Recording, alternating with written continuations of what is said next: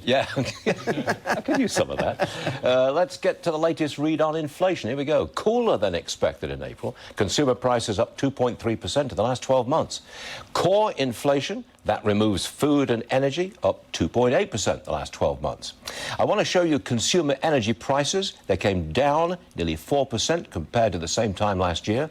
That's a sign that Trump's plan to unleash American energy is beginning to work. Tom Hayes joining me to cover the market. Has the inflation news from today kicked us into another rally mode?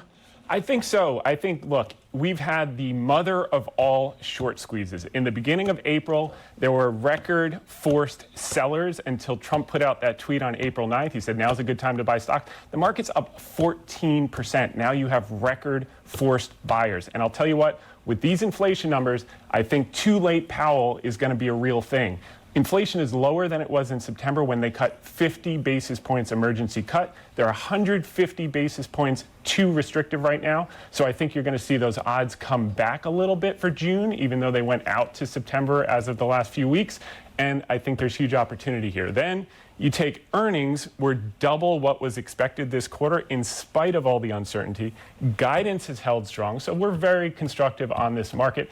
Every new trade deal creates more forced buyers that sold $1.1 trillion of equities at the exact low in early April. Did you know that you picked up my habit of emphasizing points? I do that all the time. I copy the best. You're both drummers. So, okay, let's summarize here.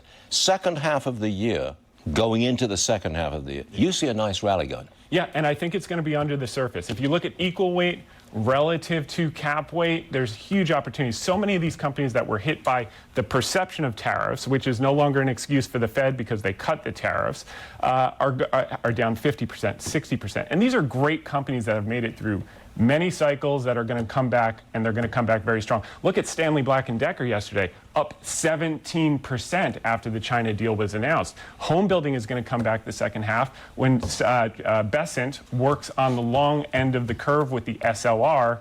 That's going to bring down the 10-year Treasury by 30 to 70 basis points, and you're going to see a boom in housing construction also as Trump opens up federal lands for starter homes. You have become our resident bull.